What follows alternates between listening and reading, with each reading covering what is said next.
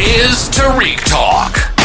Your host, Tarik Mendez, takes you on a journey with guests from all around the world. Broadcasting around the world. Around the world. This is Tarik Talk.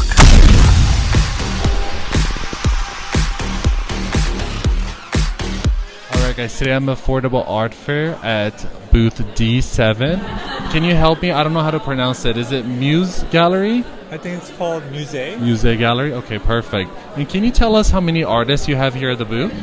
We have 10 artists. 10 artists? Awesome. And can you tell us just about one of them that is in the booth? Like, which one is... So we have Jina Kwon, who is an artist from South Korea, but she's now working from New York. She's based in New York. And her work is a formalist work, which means that her work purely plays with color and form to make abstraction. Oh, nice. And her work consists of dots and lines, which are the most fundamental building blocks of visual art. Absolutely, and I love that it's so colorful. And is this the gallery's first time at the Affordable Art Fair? I believe, yes. Even though this musée is actually a art rental space, an online platform. Oh, okay. And it's also partnered with Gallery 776, which is based in Manhattan. Yeah, very cool, very cool. And how has your experience been here so far at the Affordable Art Fair? Very good. We had earlier potential buyers. Oh, nice. And so nice. And are you also an artist, or? Yes, I'm one of the. You are one of the artists? Yeah. Yes. Yeah. Oh, that's so cool. So, can you tell me a little bit about your work? So, I primarily paint women. Okay. Because I want to see myself as a woman as well. So, okay, cool. But I'm kind of limited in exploring that option, so I express myself as a woman on painting. That's so cool. That's so cool. And how many paintings are you showing here? Just one here. Just one? Okay, that's beautiful. I love that. And how is your creative process? How do ideas come to you? So I always start with the feminine figure. But then everything else, I think of a pose that relates to a story or narrative. Okay. And then the pose of the figure anchors onto a canvas in terms of a space or composition. Yeah. And within that composition, I fill it with other elements that tell more of a narrative and symbolic things. Oh wow, that's so nice. And is this what kind of medium is this? Is this oil or acrylic? Acrylic, but it's open acrylic, so it acts like oil. Oh, it's I couldn't tell. Yeah. That's very cool. And are you an artist that you like to paint in the daytime or the nighttime? Nighttime. Nighttime? Yeah. Can you share with us why do you prefer the nighttime? Because I work during the day, and then at night, I get basically desperate about my life and my art. And you need to relax. I want my art to be like an escape route from the mundaneness of my life. Yeah. So then that pressures me to pursue art and painting more seriously and more earnestly. Oh, that's so cool. And then how is it for you? Do you write down all of your ideas, or how do you keep track of all your ideas so you can paint them? So for me, everything comes in spontaneously in the moment of creation. Okay. So I can visualize the image in my mind and the story behind it.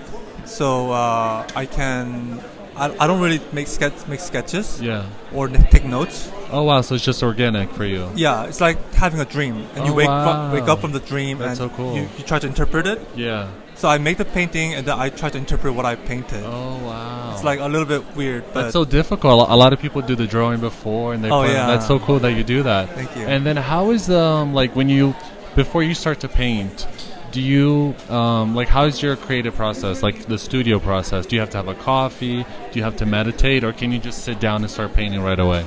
So I just turn on music. That's the most important thing. Okay. And then depending on the music, whether it's kind of happy or upbeat or even energetic, or even sometimes different emotions can come out. And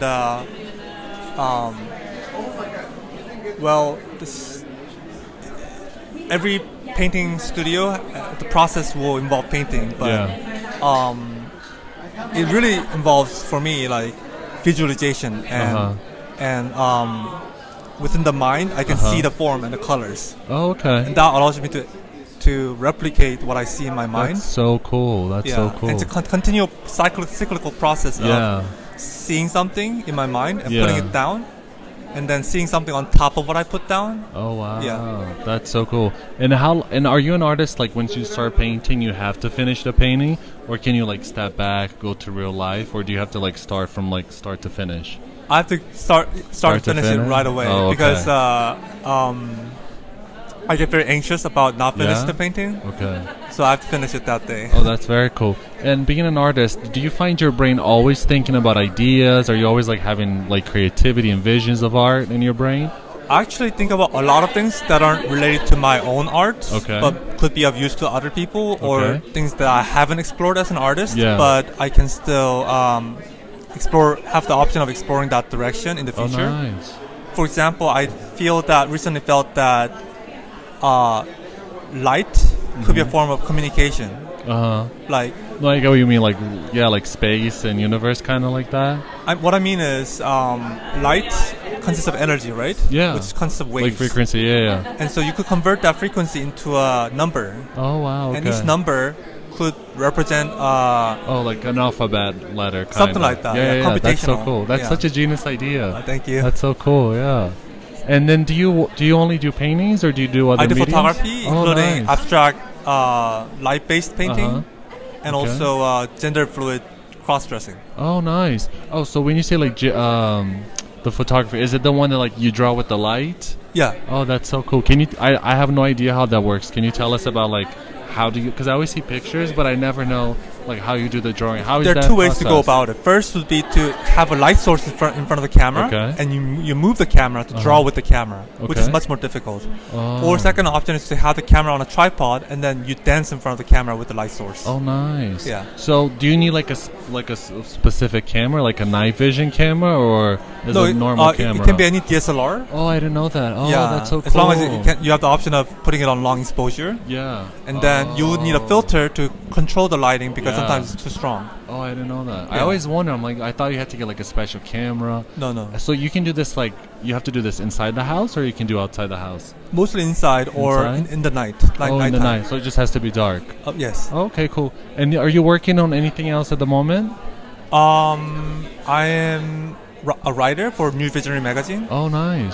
Which is run by Victoria J. Fry of Visionary Art Collective, and we feature artists that we find very promising, and we also write reviews of art exhibitions. Okay. Yes. Oh, that's so cool. And are you doing any art fairs later this year or next year? I believe this gallery will return next year as well. Yeah. Oh, okay, cool. Definitely. And do you mind sharing with us your Instagram account so everybody can like look you up and see your artwork? You mean my artist account or the gallery account? Your Instagram account. Oh, so it'll be CHUN. Okay. .PARK.7.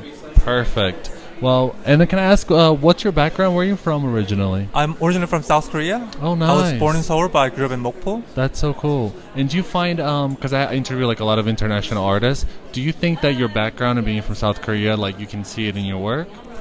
Definitely. For example, here you see the lady has black hair. Yes. And it's like it has that the bundling of the hair. I forgot what it's called. The braid. Braided. Yeah. It's braided, and also the nose shape is rounded, so it's more Asian to me. Yeah. And the lady the monster behind her has really round cheeks, which are kind of feature I think is characteristic of Asians. Yeah. Very cool, very cool. Well, it was a pleasure meeting you. Thank you so much for being on the podcast. Hopefully we see each other around on another art fair. Wish you the best of luck. And until next time, thank you again so much. Thanks so much. Thank you for listening to Tarik Talk. Follow Tarik Talk on all social media channels and check out the video interviews online.